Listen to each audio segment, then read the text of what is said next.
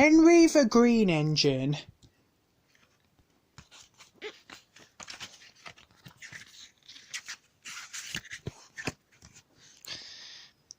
This is a story about Henry the Green Engine.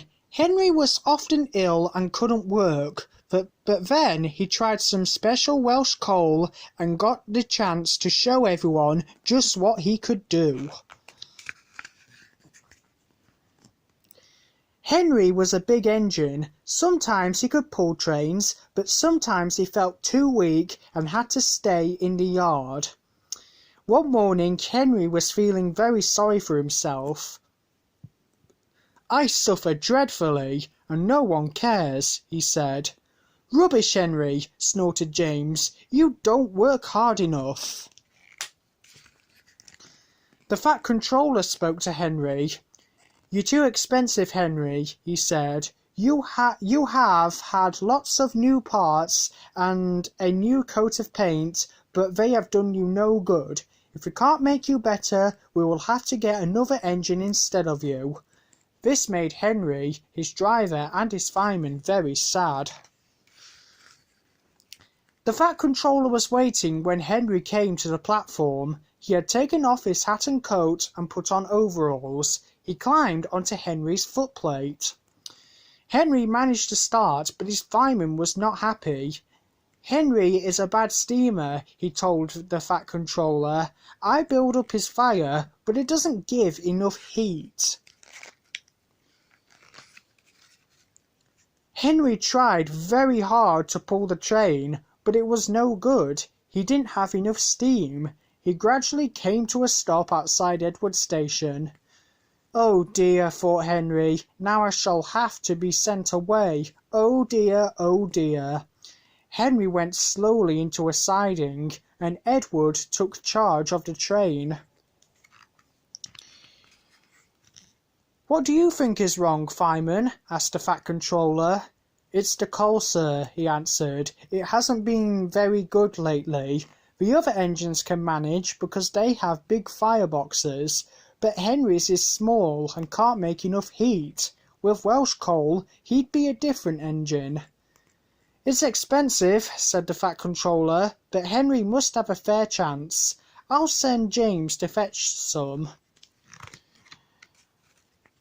Henry's driver and fireman were very excited when the coal came.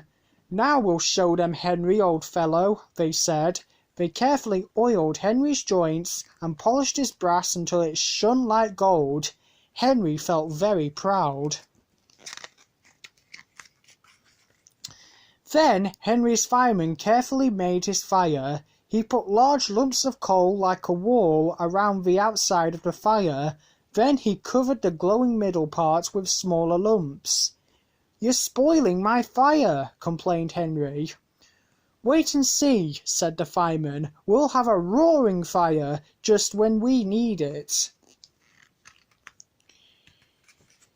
The fireman was right. When Henry reached the platform, the water was boiling nicely, and he had to let off steam. Wheesh! "How are you, Henry?" asked the Fat Controller.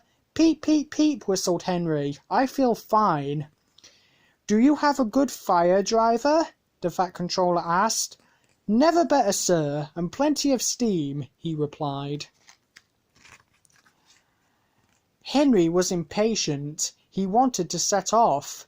"No record breaking," warned the Fat Controller. "Don't push him too hard, driver." "Henry won't need pushing, sir," the driver replied. "I'll have to hold him back." Henry had a lovely day. He had never felt so well in his life. He wanted to go fast, but his driver wouldn't let him. "Steady, old fellow," he said. "There's plenty of time." But still, Henry went quite fast, and they arrived at the station early.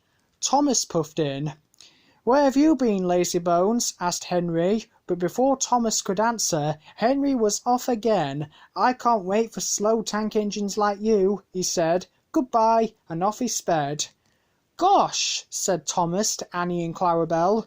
"Have you ever seen anything like it?" Annie and Clarabelle agreed that they never had. Henry was very happy. With his new Welsh coal, he could work as hard as the other engines. Then one day, Henry had a crash and the Fat Controller sent him to be mended. Workmen gave Henry a brand new shape and a bigger firebox, so he wouldn't need special coal anymore. Now Henry is so splendid and strong, he sometimes pulls the express. Peep, peep, peep, peep, whistles Henry happily.